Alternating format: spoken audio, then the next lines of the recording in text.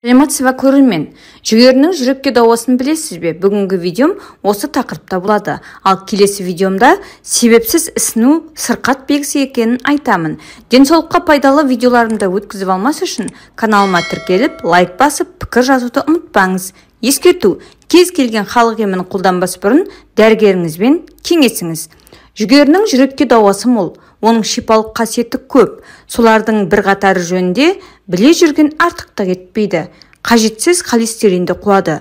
Жүгерінің құрамында К витамині мол. Ал бұл витаминнің жүрек қан тамырлары жүйесінің жұмысына пайдасы мол. Яғни оны қажетті мөлшерде тұтынған адамда жүрек және қан тамырлары аурулары кездеспейді. Оның құрамында көп кездесетін тағы бір витамин Е витамині. Ол тері мен шашқа жағымды, адамды ерте қартаюдан қорғайды.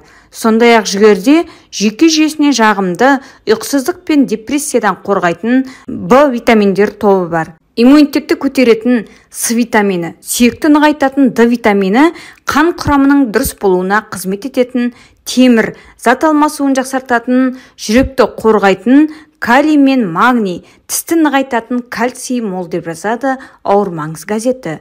Жүгеріде ағзаға зиянды холестеринді жоятын компоненттер де бар. Қуырылған майлы тағамдар мен алкогольдің жағымсыз әсерлерін жоятын заттар да жүгері құрамында молынан кездеседі. Шашаға өте шипалы.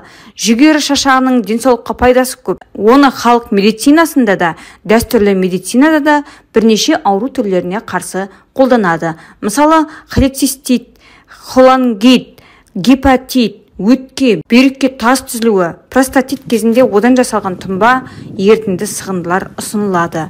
Жүгері шашағынан жасалған дәрмекті буын дерті кезінде ішіп тұрса да жәрдемі тиеді. Құрғақ шашақтың бір ас қасығын бір стакан мөлшердегі суға салып 10 минут қайнатады да сүзіп алады.